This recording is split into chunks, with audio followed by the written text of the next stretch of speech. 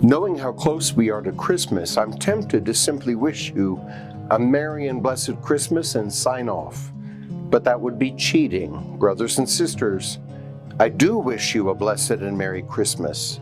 But before we can get to Christmas, we first have to enter into this final fourth Sunday of Advent, which I believe holds an incredible message. If you look carefully at the scriptures throughout the Old Testament and the New Testament, at some point in their lives, good people want to do something good for God.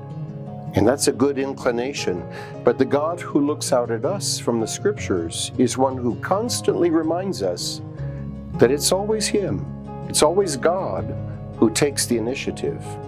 Our task is to respond. That's especially clear in today's first reading. The young King David has finally subdued all his enemies and built himself a lovely palace. But one day he wakes up and realizes the Ark of the Covenant is still in a tent while he's living in a beautiful house of rich woods. He announces his plan to build a great house for God. But through the voice of the prophet Nathan, God wastes no time in responding to David, informing him that he will not build a house for God, rather, God will build a house here meaning a dynasty. God will build a house for David. God is in charge, and God will always take the initiative. Our task is to respond well and cooperate lovingly. This is all the more focused in today's gospel passage with Mary. God sends the Archangel Gabriel to her. And note that initially the experience is disturbing for Mary. And to be honest, any encounter with the living God is initially disturbing. God is terrifying not because we're wicked sinners and He's a fierce judge, but simply because He is infinite and His purpose is always beyond anything our humble brains can fully comprehend. This is not to say that God frightens us the way a bully does. Not at all. Rather, it's the intensity of His glory that initially disturbs those whom He touches. And note that God's first words, conveyed through the mouth of the archangel, are, "Do not be afraid. Do not be afraid. You have found favor." But there's another point to take note of. Never in history at any time does God appear to anyone simply to fluff up their pillows or tell them they're fine just the way they are or give them a high five. No, when God comes with a purpose and a task. And we know the task, the purpose for Mary. It's to be the mother of the Most High. And she's not obstinate or doubting when she says, "How can this be?"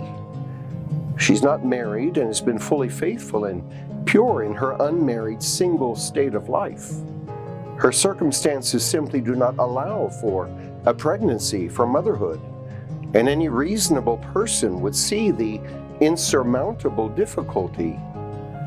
But true to the scriptures, whenever God calls anyone to a task, there's almost always what appears to be an insurmountable challenge, an impossibility, whether it's the ancient Israelites escaping powerful Egypt, or the boy King David that everyone thought was too young and inexperienced to succeed, or a newborn babe born under a sentence of death.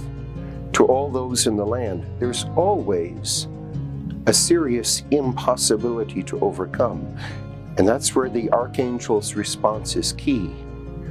Gabriel explains it won't be Mary's effort that will bring about the birth of the Messiah. No, it will be God's power at work within her.